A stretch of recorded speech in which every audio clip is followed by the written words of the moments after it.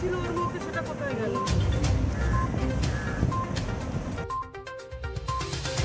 কেন বলছেন কথাটা?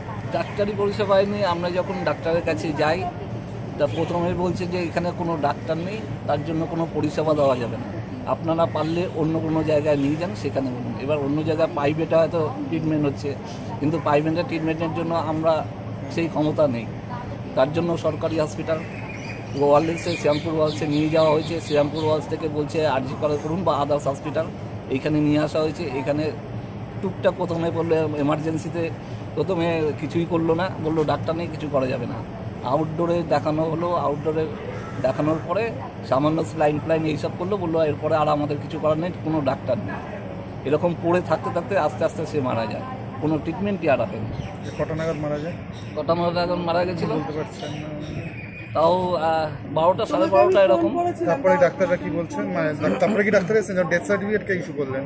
ডেথ সার্টিফিকেট এখনো ইস্যু হয়নি, এখনো কিছুই আমরা কাগজপত্র পাইনি, এই কাগজই খালি দিয়েছে।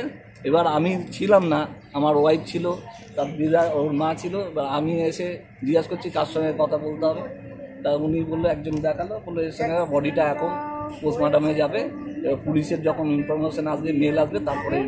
আপনি কে হন? আমি যে পেশেন্ট যে মারা গেছে তার মায়ের হাজবেন্ড। তার আগেই হয়েছে। তারপরে সুজিত পুলিশকে খবর, তখন বাড়িওয়ালি বলছে দিদি আপনি কোথায়? আমি বলছি এই তো ঘরে আছি। বলে শিগগিরই উঠুন, আপনার নাতি অ্যাক্সিডেন্ট হয়েছে। কে ফোন করেছিল এটা? আমাদের বাড়িওয়ালি, ওনাকেও একজন করেছে। তখন বলছে যে ঠিক আছে আমি যাচ্ছি। কোথায় হয়েছে? বললো না ওই অরবিন্দ স্ট্যাচুটার ওখানে। আমি ছুটে এসে দেখছি ও ক্যাচরাচ্ছে, মনে হয় পা ফা মনে হয় মানে একদম। কখন নিয়ে এলেন? আরজি করে কখন নিয়ে এসেছিলেন? আরজি কলে নিয়ে এসেছি আমরা, তখন 10টা এরকম বোধহয় হবে, 10:30 হবে। 10টা না 9টার সময় নিয়ে, আপনি সামনে আসুন, আপনি সামনে আসুন। 9টার সময় 9টা নাগাদ নিয়ে এসেছি। 9টা নাগাদ নিয়ে এসেছি, ওইখানে ম্যাডাম বসেছিলেন। ম্যাডামকে গিয়ে বললাম এমার্জেন্সি পেশেন্ট, ঠিক আছে? তখন বললো কিনা এখানে টিকিট করুন। ওইখানে টিকিটও করলাম, টিকিট করতে বললো ওপিডি ম্যাডাম বললো ওইখান থেকে, বলছে ওখানে টিকিট করুন। টিকিট করলাম, টিকিট করার পরে ম্যাডামের কাছে গেলাম। ম্যাডাম বলছে এখানে কোনো ডাক্তার নেই, এখানে কোনো ডাক্তার নেই, আপনি পেশেন্টকে নিয়ে আউটডোরে যান। অথচ পেশেন্টের মানে ক্রিটিক্যাল অবস্থা, মানে এমার্জেন্সি, হ্যাঁ, পায়ের ওপর দিয়ে গাড়ি চলে গেছে, পায়ের হাড় হয়তো মনে হয় থেতলে গেছে, এরকম কন্ডিশন। পেশেন্ট থাকতে পারছে না, ছটফট করছে, পা মানে কুপানোর মতন, মানে কুপালে যেমন পা কাটে সেই রকম ভাবে পা কেটে গেছে, বুড়ো আঙ্গুল কেটে ঝুলে গেছে, মানে দুটো পাই ইনজোর, দুটো পায়েরই অবস্থা খারাপ, আর তেমনি ব্লিডিং বেরোচ্ছে। মানে ব্লিডিং কাকে বলে? এখানে ডাক্তাররা কি বললেন? এখান থেকে তারপরে বললো আপনি আউটডোরে যান। আউটডোরে গেছি, আউটডোরে অর্থোপেডিক্সের রুমে গিয়ে 106 নম্বর রুমে গিয়ে আমি নক করেছি। একজন ম্যাডাম বেরিয়ে এসে বলছে এখানে তো ডাক্তার নেই, আপনাকে অপেক্ষা করতে হবে। আমি বলছি কখন আসবে? বলছে কখন আসবে সেটা বলতে পারছি না। যাই হোক, তখন 9টা মানে 15-20 কি 9:30 মতন হবে। আমি বলছি তাহলে কখন আসবে? বলে কখন আসবে বলতে পারছি না, তবে অপেক্ষা করতে পারেন, 10টা 10:30টাও হতেও পারে। পরে উনি আবার এই কথাটাও বললো। তার মধ্যে ওই আমি আবার এইদিকে আবার এসছি, আমি এর সাথে এমার্জেন্সিতে দৌড়িয়ে আমাকে একজন শিখিয়ে দিল আপনি এমার্জেন্সিতে আবার যান, গিয়ে বলুন এরকম পেশেন্টের অবস্থা খারাপ, পেশেন্টকে ওখানে ডাক্তার নেই, আপনি যান। আবার এসছি ম্যাডামের কাছে, ম্যাডাম বলছে ওইখানে ডাক্তার নেই। আমি বললাম যে না। বলে ঠিক আছে দাঁড়ান দেখছি। বলে উনি উঠে গেল, একটা রুমে গেল, কি দেখলো না দেখলো জানি না। ম্যাডাম এসে বলছে এখানেও তো কোনো ডাক্তার নেই, কি করা যায় বলুন তো? হ্যাঁ ঠিক আছে দেখছি বলে উনি চলে গেলেন। চলে যাওয়ার পরে আমি ওখানে দাঁড়িয়েছিলাম 5-7 মিনিট 8 মিনিট কাছাকাছি হয়তো দাঁড়িয়েছিলাম, দেখছি যে না কেউ এলো না। আমি আবার আউটডোরে এসছি, তার মধ্যে মানে আউটডোরে আসছি, তার মধ্যে মা একজনের নাম্বার থেকে আমাকে ফোন করেছে, করে বলছে এখানে আয়, এখানে ডাক্তার এসছে। তো যাই হোক আমি ছুটে গেলাম। এবার ওই যে ছোটাছুটি করছি তার মধ্যে ছেলের আস্তে আস্তে মানে শরীর ঠান্ডা হয়ে যাচ্ছে আর ব্লিডিং হয়েই যাচ্ছে, ছেলে দুর্বল হয়ে যাচ্ছে। তারপরে ওইখানে ডাক্তার দেখলো, এবার 3-4 জন ছিল।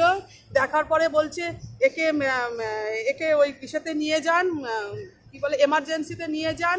এমার্জেন্সিতে নিয়ে যাওয়ার পরে এক্স রে করতে হবে, সিটি স্ক্যান করতে হবে, আর ডাক্তারকে বুঝিয়ে দিল এর প্লাস্টারটা কিভাবে করতে হবে, কিভাবে ব্যান্ডেজ করতে হবে, এই সব করো, এই করো, সেই করো বলে বুঝিয়ে দিল। বুঝিয়ে দেওয়ার পর এখানে আমরা আবার নিয়ে আসলাম, আমি আর আমার মা আবার নিয়ে আসলাম। নিয়ে আসার পরে তখন ডাক্তার কিছুক্ষণ থাকার পরে ডাক্তার কি করলো, তখন ওই পায়ের মধ্যে ব্যান্ডেজ করলো। তখন হ্যাঁ ব্যান্ডেজ করলো, ব্যান্ডেজ করার পরে আমাকে বলছে বললো পা কেটে যে কেউ হতে পারে, না ওটা কম্পাউন্ডার যারা ড্রেসিং করে হয়তো মনে হয় পা কেটে যেতে ডাক্তার না, মনে হয় যেতে পারে সে অন্য কেউ মানে হতে পারে। ডাক্তারের হয়তো কাজটা উনি কিছুটা কাজ হয়তো উনি করেন, ঠিক আছে, উনি পিওর ডাক্তার না একদম।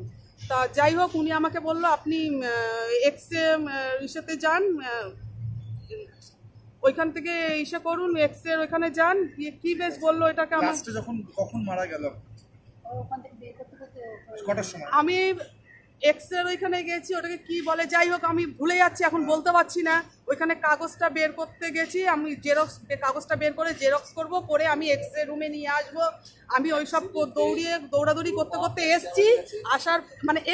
আসার পরে টাইমটা তো সবসময় অতটা ফলো করিনি, ওই 12টা এরকমই মানে কাছাকাছি হতে পারে, 11:30 12:15 এরকম কাছাকাছি হতে পারে। আসার পরে ছেলে মানে তখনও ছেলে মানে কথা বলছে, হ্যাঁ, যখন ব্যান্ডেজ করছে যে আমার খুব পেটে যন্ত্রণা করছে, তাই বললাম একটু জল খাবি, তা একটুখানি 2 ঢাকনি জল দিলাম। তাও মানে যারা ব্যান্ডেজ করছে ওনারা বলছিলেন যে এরকম জলটা খাওয়াবেন না, সাথে বুকে আটকে গিয়ে মারা যেতে পারে, এরকম করে জলটা খাওয়াবেন না। যাই হোক খাওয়ালাম না। একটু গরম দুধও কিনে এনেছিলাম, সেটাও খাওয়াতে পারলাম না, ওনারা বারণ করলো বলে। তারপরে এইখানে নিয়ে এসেছি সিটি স্ক্যান করাতে। এইখানে নিয়ে আসার পরে অনেকটাই ডিস্টেন্স, এখানে নিয়ে এসেছি। তার সাথে আমাকে একটা ভাই হেল্প করেছে, গাড়ির ড্রাইভার, উনি আমাকে হেল্প করেছে। ওটা ওই 11:30 পরেই হবে, মানে টাইম এত কিছু আমি দেখিনি। মানে আমি সিটি স্ক্যান করতে পারিনি কেন, যখন মানে ইসেতে যখন নিয়ে আসছে এক্সরে করতে, 5 দুটো আগে এক্সরে করবে, যখন এক্সরে রুমে নিয়ে ঢুকেছে তখন মানে টেবিলে তুলেছে, আমি দেখছি কি না ছেলেটার বুকটা যেন আর নড়ছে না। আমি তখন বললাম যে ওর বুকটা নড়ছে না কেন, একটু দেখো তো ভাই। ড্রাইভার ভাইটাকে বললাম, ও তো হেল্প করেছে, বুকটা নড়ছে না কেন দেখো তো ভাই। ও বলছে যে ঠিক আছে, আমাকে এরকম বললো ঠিক আছে। তারপরে যে এক্সরে করছে যে ছেলেটা, আমি বললাম কি না ওর একটু দেখো তো, ওর মানে শ্বাসটা মানে ইসে হচ্ছে না কেন, বুকটা নড়ছে না কেন। আমার নাম কবিতা দাস। তারপর ওনারা তাড়াতাড়ি করে আমাকে পাঠিয়ে দিল, বলে মানে সিটি স্ক্যানার করতেই পারেনি, মানে ওই পায়ের এক্সরেটা তুলে তাড়াতাড়ি করে বলছে এমার্জেন্সিতে নিয়ে যান। করা হচ্ছে যে পরিষেবা পায়নি, ডাক্তার পায়নি, আউটডোরে ঘোরানো হয়েছে একবার, এমার্জেন্সিতে ঘোরানো হয়েছে একবার, কিন্তু 12টা অব্দি এরকম করে শুধুমাত্র নাকি একটু ব্যান্ডেজ করা ছিল, কোনো কম্পাউন্ডার হয়তো করেছিলেন, ডাক্তার নন। এটা নিয়ে আপনার না, অ্যাকচুয়ালি একজন পেশেন্ট, আমি নাম করছি না, he got admitted around 8:40 AM, referred patient, if I am not that wrong. তারপর আমাদের এখানে total team of surgeon and orthopaedics took care of him, এবং আমাদের পেশেন্টের অনেক রকম এক্সরে করা হয়, including the legs, full legs, তার সঙ্গে আমরা প্যাটেলা ফ্র্যাকচার্স কিছু ছিল, ওখানে বোথ লেগস ফ্র্যাকচার্স ছিল, সঙ্গে ফুট কিছু এক্সরেস করা হয়। পেশেন্ট ওয়াজ ইন হাইপোভোলামিক শক। পরবর্তীকালে পেশেন্টকে রিসাসিট করা হয়, প্রথমে হিমোডাইনামিক স্টেবল করা হয়, তার সঙ্গে আমাদের জন্য নর্মাল ট্রিটমেন্ট প্রোটোকলস লাইক টেটনাস, স্যাপ্রাক্সিন, যেগুলো করার সমস্ত পেশেন্ট পেয়েছেন। Ultimately instantly I am very unfortunate to say, যখন পেশেন্টকে আমরা সিটি স্ক্যান করতে নিয়ে যাই ডিউ টু হাইপোভোলামিক শক, ওখানে তার গ্যাস্পিং ওনার শুরু হয়। We tried to resuscitate and we are very sorry to inform that ultimately he breathed his last at 12:30 PM, if I am not that wrong. But we tried our best, our doctors tried our best, both the team of surgeons and orthopedics, and I've got the full BHT also, what are the treatments given to the patient that patient received. But again, we are very sorry to say that the patient breathed his last at 12:30 PM in spite of our best attempts. এবং আমাদের সমস্ত senior doctors and মানে team of surgeons এবং আমাদের যেটা অর্থোপেডিক্সের team, ট্রমার যে টিম আমাদের, they all attended the patient and মানে in spite of our best attempt, hypovolemic shock was there in the patient, because অনেকটা রাস্তা বোধহয় ট্রাভেল করে এসেছিলেন, সেইটা আমরা ঠিক মতন রিভাইভ করতে পারিনি, এটা আমি স্বীকার করছি। We tried our best, but এত ব্লাড লস হয় ফিমার ফ্র্যাকচার্স হলে, ইট বিকামস ভেরি ডিফিকাল্ট, কারণ অনেক সময় ফ্যাট এম্বলিজমও হয়ে যায়। And he has got the hypovolemic shock, that is the basic thing. মানে প্রচুর ব্লাড লস হয়েছিল পেশেন্ট যখন এখানে। এইটা আমি ঠিক জানি না, বিকজ আমি ওইটাই বললাম, যদি কেউ বলেন যে ডাক্তার ছিল না, but I have got the entire BHD, বা যেটাকে আমরা বলি বেড হিস্ট্রি টিকেট, যেখানে যা যা ট্রিটমেন্ট পেয়েছিল, I have got the entire details with me right now. Thank you. Thank you thank you যতক্ষণ পুলিশ পারমিশন দেবে ততক্ষণ ওরা কিন্তু পরিষেবা করবে। হ্যাঁ বলছিল তো permission না দিলে কাগজটা কোথায় গেল? ওরা তো সব